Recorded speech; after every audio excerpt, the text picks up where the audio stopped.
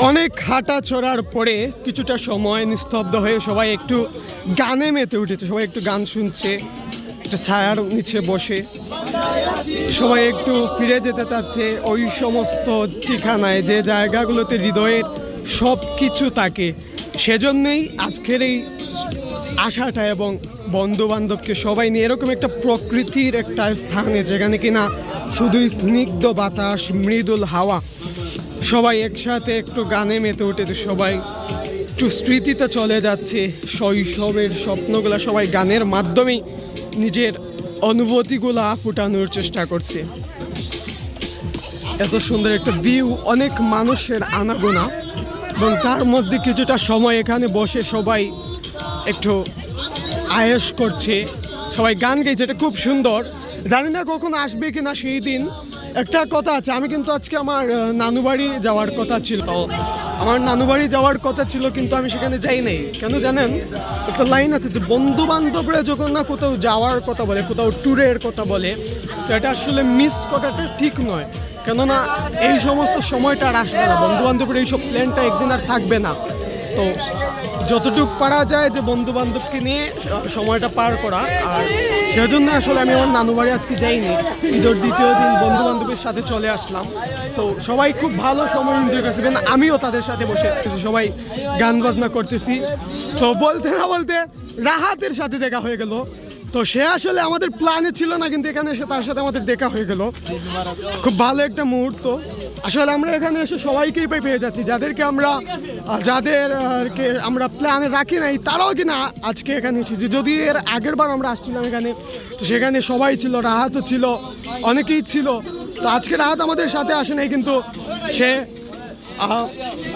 এখানে আসার পর তার সাথে দেখা হয়ে গেল। যে সব মিলে খুব ভালো একটা সময় এনজয় করছি, আমরা খুব ভালো একটা টাইম স্পেন্ড করছি বন্ধু বান্ধবরা সবাই মিলে। সবার প্রতিনিয়ত এভাবে বসা হয় না, এই ঈদ উপলক্ষে একটু সময় বের করে সবাই একসাথে হওয়ার চেষ্টা করছি, যার কারণে আজকে আসলাম আলবিনা গার্ডেন। এর আগেও আরেকবার এসেছি, কিন্তু আজকে আবারও।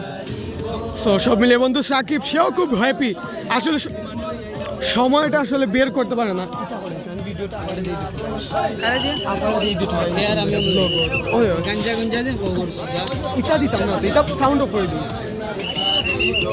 যাই হোক, আমার নিজের খুব ভালো লাগছে। বন্ধু সাকিব একটু পোজ নিচ্ছেন, উনি মনে করতেছেন যে আমি ওনার ছবি তুলছি, আসলে সেরকমটা না।